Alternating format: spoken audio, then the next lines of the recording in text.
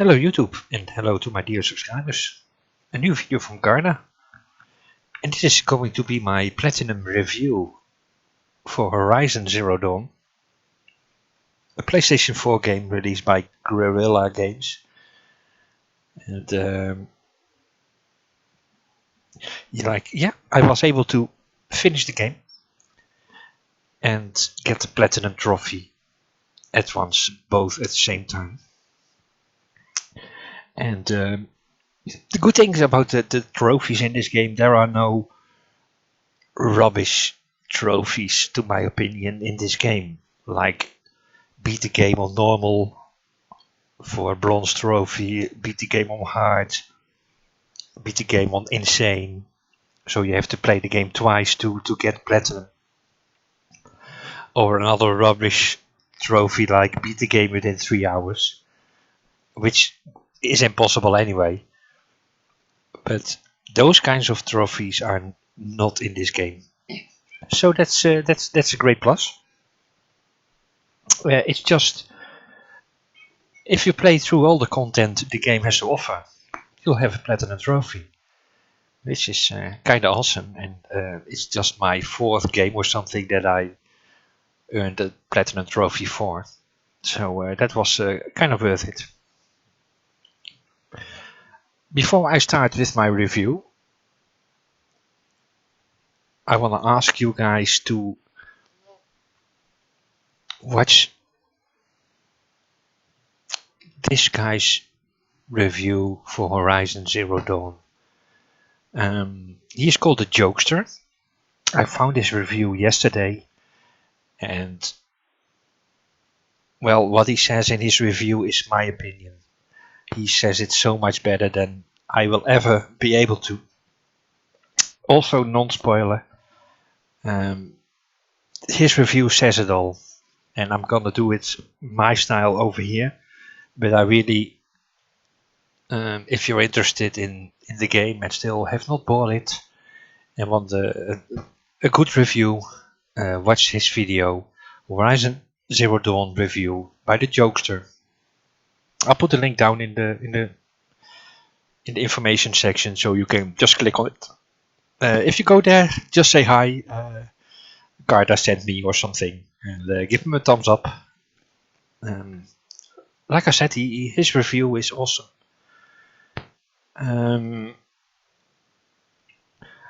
Yeah. Second, I want to say thank you, Guerrilla Games, for this amazing experience I have had with Horizon Zero Dawn. You managed to bring a game on the market without broken DLC, first day DLC, ripped content sold as DLC. Your game is a total package when you buy it. You buy the game and you get everything. No horseshit. It's a complete game, almost free of bugs. No season passes. So kudos to Guerrilla Games for offering this game in the state that it is. And it's been a hell of a journey. It was not hell. It was such a great experience I've had with Horizon Zero Dawn that I wanted to prolong the game, but at some point you've done all the content and you've got to go for the last story quest and finish the game. And there are some good things about the game, some awesome things about this game, and a few minor things about the game as well. But in general, the further you go into the main quest, the more the main quest starts feeling like The Witcher 3 in quality. You'll get more of the story and the more sense the story makes, the more advanced the main quests become, and they are really, really, really fun to do. You are learning about the world. The story is great. The side quests, there are one of two that come near the quality of the side quests of Witcher 3. Not to say that the side quests are fetch quests like in MMOs, like kill two deers and bring me this.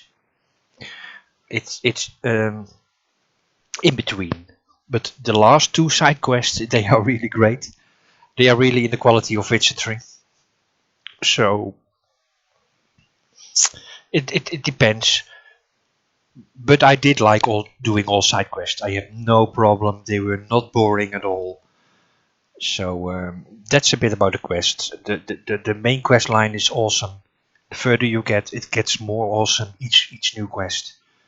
But don't rush the main quests. Just don't rush it. I've put 90 hours into Horizon Zero Dawn to complete it. Doing all content, of course, as well. I have to reduce that with like 5 hours for, let's say, smoking breaks. During gameplay, I just want to smoke a cigarette, so I'll just sit on the couch and look at the screen. So I'm not playing. It does count as playtime, but I didn't play. So let's say 80 to 85 hours for me to complete the game with all the content. So that's it's worth the money. That is 80 hours is worth the money. Now, of course, lots of hours went into exploring, and that gets me to the map. When you start the game, you are like, wow, this map is huge. Then you progress a bit, then you're like, this map is kind of small. And then at some point you go back to, okay, this map is huge, but not so huge. It's big enough. The map is big. Let's say like that. The map is big, but I cannot still say it's filled with content. Some areas are just barren, and yeah, some areas are just barren. And if you played Far Cry 4, the map starts with clouds above the map, so you cannot see the roads or the land that's beneath the clouds that's covering the map. But where you walk, if you walk on a path, that path and the edges of that path gets revealed, so the clouds disappear from that path. And in Far Cry 4 you have those radio towers. If you climb a radio tower, a complete area, the clouds disappear. And that basic principle is in this game as well. However, in another way. I'm not gonna spoil how, but you'll find it out soon enough when you start playing the game. And so the first time I did it, a huge chunk of the map got revealed. And I like exploring, so it makes it harder to, if you are exploring, it makes it harder to see where you have already been, because it's a large map. So what I've done through the game is I have not used the option to reveal the map. I just walked almost everywhere myself and exploring and looking at the areas, looking at the animals or the robots that are in that area. So if you like exploring, do not use those, between brackets, radio towers. Just explore yourself and reveal the map. That could take lots of time. And when you are doing that, you notice, okay, yeah, there's not much to do in this area and that area. And so it's a bit yeah. So but the overall experience of this game was really, really great. I cannot recommend this game enough. There's so much gameplay videos on YouTube, so you just have to check out some video game. If you like to check it out, just check a video somewhere. Look at the battle system, which is to me very enjoying. I have played on normal difficulty, and it's even for me that's doable. So maybe for you, hard is maybe a better option to play the game. But for me, normal was a great option. And you get so many skills and tricks to fight with mechanical beasts. That is really it's really great new IP. And Guerrilla Games, they announced last week or this week, after selling 2.7 million copies of the game, that they are now working on an expansion pack. And that is the way that expansions or DLC should be. First complete a game, make it whole, sell it as one package. Even if it sells well, start working when you are selling the game, then start working on expansions or DLC. And no rubbish DLC like costume packs for €5. No, they are really. I trust Guerrilla Games. They are really making great expansion to this already great game. So full kudos to them. At this moment, it's my favorite PlayStation 4 game, but I'm afraid it will not keep that title for long, because the 4th of April, guys, the 4th of April, Persona 5 is coming, and I'm almost sure Persona 5 will take the title of PlayStation 4 game. The best PlayStation 4 game, in my opinion, will go to Persona 5, but we'll see. At this moment, it is Horizon Zero Dawn, because everything works in this game. The battle system, the quests, the map. It's an awesome experience you don't want to miss out on. And there's so much more to say, but then it'll get spoilery, and that will really ruin your experience. You should just play the game blind, and yeah. So Horizon Zero Dawn is for me the 2 thumbs up. No crazy DLC, no stupid trophies, no cut content. It's just the game for normal price. No, not €100 with the season pass and all that kind of horseshit. It's a complete package, and I cannot wait for the expansion pack. I got my last save, of course, and I'm sure I will not delete my last save for this game, because the expansion I'm sure gonna buy. There's no doubt for that. And so yeah, completed Horizon, and that was a couple of hours ago. And I also bought Torment. Let me check the title again. Something with Torment, Numenera. Torment, Tides of Numenera. I also bought this month. And I did install Torment, Tides of Numenera. But after Horizon, Torment is such a different game. It's a book. It's an adventure game with 1.2 million words. And at this moment, I don't feel like playing this RPG game. I played it for almost 2 hours. I must say it looks great. If you like reading, I think the storytelling is great. But at this moment, I'm not in the mood for so much reading. So I'm putting Torment Tides of Numenera on the backlog. And I pre-ordered Mass Effect Andromeda yesterday. Here in Europe it will be released on the 23rd. So 2 days after the release in the USA we are able to play the game, finally. I bought a physical copy, so that's good, for just 48 euros, which is also good. The digital copy is like 60 euros and I found a physical new copy pre-order version for 48. So thank you Netgame for the very reasonable prices.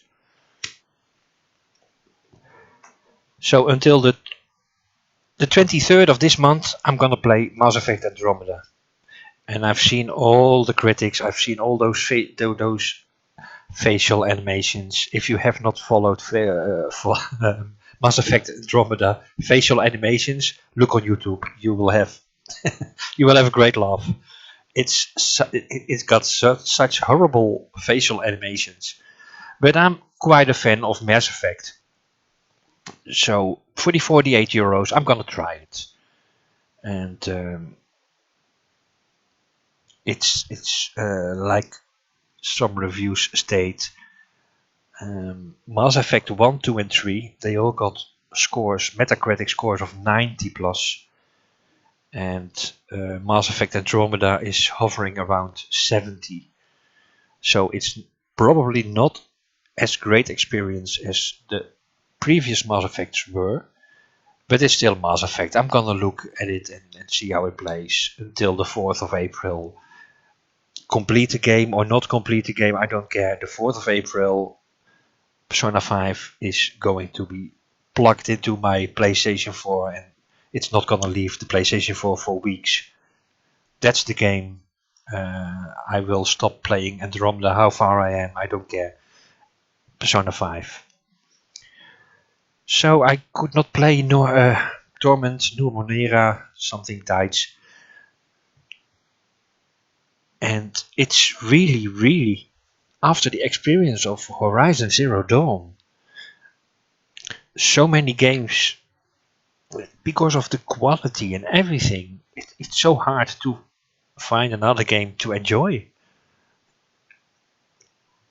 Maybe Zelda will do it, but I have not bought a Switch, and probably I won't either. Looking at the price tags and all the problems with it, and you have to buy a controller because I'm not gonna play with those small stuff joystick controllers thingies. So Switch is much too expensive for just one game, to my opinion.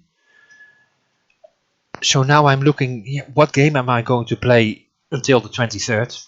And today is the 21st, so it's just 2 days. And so I found Far Cry Primal for 15 euros on G2A.